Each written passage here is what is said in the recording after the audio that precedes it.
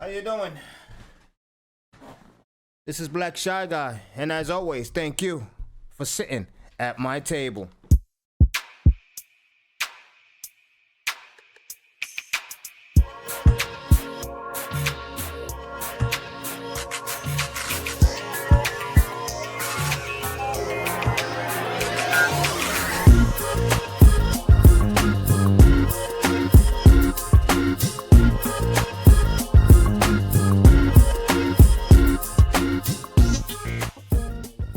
Going to dive in the most dangerous ladies in the world. And listen, I'm gonna probably get surprised because you know how when you meet somebody they don't look dangerous or whatever. They don't look dangerous at all, but sometimes that causes us to get off. You know what I mean? Make sure you like, subscribe, and also hit the notification button to get notified for any upcoming new videos. And once again, this is Black Shy Guy. I thank you for sitting at my table. Let's dive into the most dangerous woman in the world. You know what I mean? From a Russian grandmother who was exposed as a serial killer to a scary woman who freaked out in court after getting a life sentence. First, everybody want to be killers until they get hit with that life sentence. we have to look at the White Widow. This is Samantha Lewthwaite. For much of her life, she was a normal British girl. But this all changed when she met Jermaine Lindsay. After marrying Jermaine Lindsay, Samantha changed her religion. She also changed everything about her life and became cut off from her family. But in 2005, Samantha's husband Jermaine did the unthinkable. He carried out one of the worst attacks of all time. This was the London bombings. 56 people lost their lives and over 700 were injured. This was after bombs exploded on many trains and buses. At first, Samantha talked to the media and said she knew nothing about this. She claimed to be shocked by what her husband had done, but it was later found this was all an act. Samantha had been instrumental in planning this attack, but before she could be arrested, she fled to Kenya with a fake passport. Since then, she's been known by the nickname the White Widow. The White Widow? The White Widow is usually who kills their mate. Why are they calling her the White Widow? She is wanted by Interpol, the CIA, MI6, and MI5. But to this day, she's still a fugitive on the run. Over the years, she's been behind many big attacks all over the world. This includes grenade attacks at many places of worship, an attack on a bar in Kenya in 2012, and an attack on a shopping mall also in Kenya. She's been known to fund and plan attacks all over the world. She's a member of the radical militant group Al-Shabaab. The group is wow, and she's still on the loose? Based in Somalia, where it's believed Samantha lives today. The weird thing is, she had a normal upbringing. She was raised in a Christian house in the UK, but somehow took a dark path and is now one of the most wanted women in the world. Moving on, we have to look at Eileen Wuornos. This lady may look like an innocent woman, but she don't look like no innocent woman. She looks like a straight up meth head. Straight up meth head, that's what she looked like. But that White Widow chick, man, she's still on the loose. You already know. Don't go to Kenya. Just saying. Doesn't matter if you want to visit. Don't matter if you want to be a tourist over there. Don't go to Kenya if she's around. In the 1970s, she took 7 people's lives. She got away with this for a long time because back then no one thought a woman could be a serial killer. She would take these men's lives with a firearm and then get rid of their bodies in Florida swamps. She would also steal their belongings and sell them in pawn shops. Wow, so she would throw them in a freaking Florida swamp, because you know them gators. The thing about alligators, right? They'll take their food, go underwater, and put their food somewhere deep underwater so they can chomp on it little by little as it goes, because that's how an alligator eats. You'll never find an alligator's meal, never. That's why if you dump a body in the Florida swamp or anywhere where gators inhabitat, they'll never find the body. That body is done. That is gone. You'll never find it. Which is eventually how she was caught thanks to fingerprints. Eileen's crimes were so evil she was sentenced to capital punishment. Eileen had had a crazy life. Her father had gone to prison for terrible crimes, and inside had taken his own life. On the outside world, Eileen got involved in narcotics, and she became— I told you, she's a meth head. Became pregnant at the age of only 14. She then became an armed robber, but after some time it seems this woman simply snapped. That was when she began to take many men's lives. Eileen said that she did all of this in self-defense, but she was found guilty for taking the 7 lives. Wow, she flipping off the judge? Holy shit. The thing is, there's some ladies that you meet and you're like, oh, she don't look dangerous. But damn, you see this lady right here and you don't think she look dangerous, man? You don't think she looked dangerous? Come on now. And in 2002 was taken out by a lethal injection. To this day, she is said to be one of the scariest women to ever live. Now we have to look at Tamara Samsonova. This woman from Russia looks like an innocent old grandmother, and that's exactly why she got away with her crimes for so long. She is known as the Granny Ripper. Over 15 years, she took over 13 lives. Damn. She is currently 75 years old. For a long time, she was married, but in 2000, her husband mysteriously disappeared. It's now believed that she took her husband's life. After her husband disappeared, Tamara began renting out a room in her apartment. But each time a new tenant came to her apartment, they would go missing. It turned out Tamara had been poisoning all of these men. Men would rent the room at the apartment only to be poisoned by Tamara. Wow, how the hell you rent a... You guys, man, you guys gotta be careful, man. An old lady like that, I mean, I'm not gonna lie, I'm gonna call it out right now.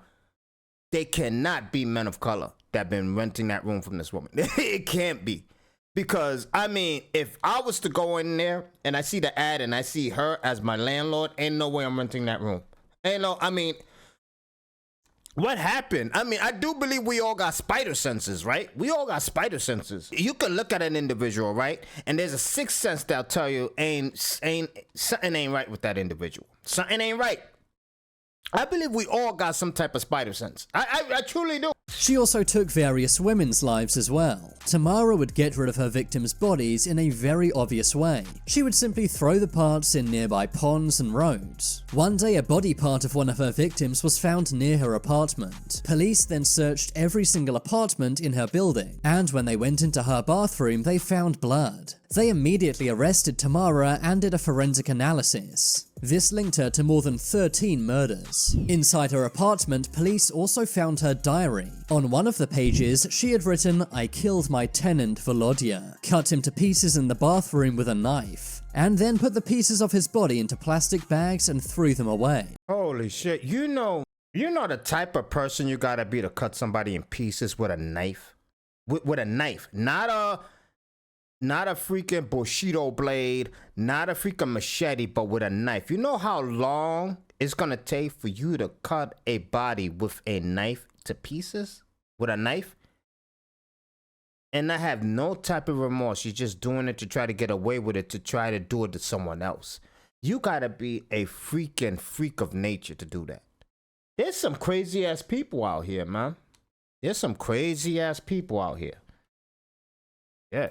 It's creepy to think such an innocent-looking woman would be so evil. She also admitted that she cut the head off one of her victims, and then boiled it in a saucepan. Surveillance footage even caught her with the exact saucepan she did this with. Oh Next, my God. And the head fit in there?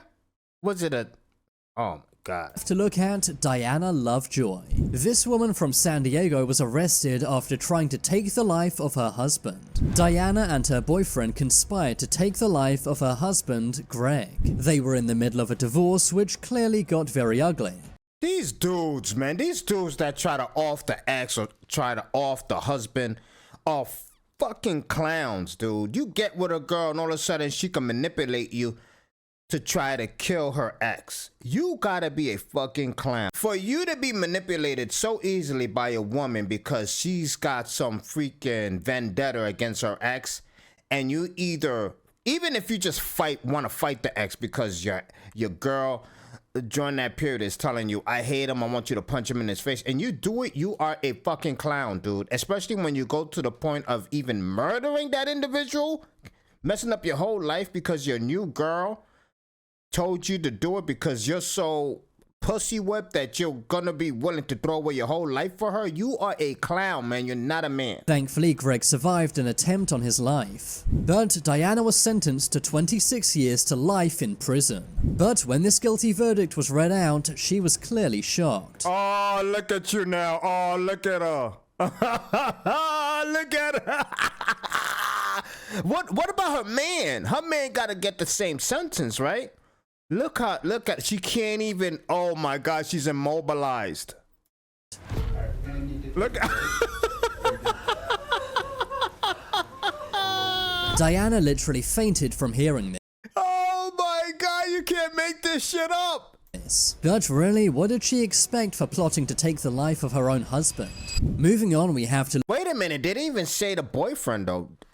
I gotta look up that story. They didn't even say if the boyfriend got life. look at Irina Gardamarchuk. Irina Gardamarchuk is known as Russia's worst ever female serial killer. Over 10 years, this evil woman took so many lives. And her being a woman actually helped her a lot. She escaped police for so long because they were convinced the person responsible for these deaths was a man. They never expected it would be this woman who was married with 2 kids. But Irina would take many elderly people's lives, and then steal all of their possessions. Why would it have to be a man? Like, if she's killing elderly people are so freaking fragile that a woman can take them out. So why would they just convincingly tell themselves that it must be a man doing all these murders? She is known as the Monster of Krasnofinsk. She began her evil spree when she helped an elderly woman with shopping bags cross the road. She was invited back to the elderly woman's apartment, but that's when she whacked the old woman with a vase and stole $20. After this, Irina became addicted to taking lives. She would walk around the streets with a hammer in her handbag, taking the lives of 17 people. She was only caught in 2010 when one of her victims survived. How do you decide to help an old woman and then you're like, let me help her to an apartment, or you got invited to her apartment. You hit her over the head with a vase. You get $20 and all of a sudden you got an orgasmic charge off of it and you become a serial killer. How does that work? Irina was immediately arrested and was sentenced to 20 years in prison, where she remains today. Moving on, let's look at Karla Homolka. In 1993, this woman helped her husband take 2 women's lives, one of those women being Karla's very own sister. But a scary truth was later revealed. The 2 women were only the tip of the iceberg. It turned out Karla had been helping her serial killer husband, Paul Bernardo, for many years. Paul Bernardo was sentenced to life in prison, and Karla Homolka was sentenced to 12 years in prison for her role in these killings. How'd she only get 12 years though? Yo, the prison system makes no sense. How'd she only get 12 years but the dude get life? She helped him, you idiots. Some say she got off way too light. Finally, we have to look at Mayuki Ishikawa. Did you know that one of the worst serial killers of all time was a woman? Mayuki from Japan actually took the 4th most lives out of any serial killer ever. Damn. She was a midwife who worked at a hospital, but while working at the hospital, she took many babies' lives. Oh, you fucking scum. You take babies' lives? In total, she took 211 lives. But bizarrely, she was only 200 lives? Was it 200 babies? Yo, this bitch gotta be cut into pieces slowly. Put her in a freaking movie or Saw and do whatever freaking that killer wants to do with her. Do whatever. She needs to be punished slowly. 200 lives? I don't know. This world, man. And the thing is, these serial killers, anybody can cross their paths. The thing is, right? You can be shopping in the supermarket and you're at the vegetable aisle. Think about this. You're at the vegetable aisle and the person that helped you get that vegetable or reached for a box for you or even got you that cart of milk that was you know, not within their reach, that could be a serial killer that just helped you do that. Like I said, I'm gonna put the link down below if you wish to watch it on your own. That was a very interesting video. It is crazy that we live in a world that people are willing to take lives without any type of sympathy, any type of remorse. It's just not within them. They're willing to take life without any regard to your family, friends who love you. They just willing to take you out of here. Let me know what you think. This is Black Shy Guy, and as always, thank you for sitting at my table. I'm out of here. Peace! Arch criminal who must be put away. Another innocent victim of the suicidal maniac.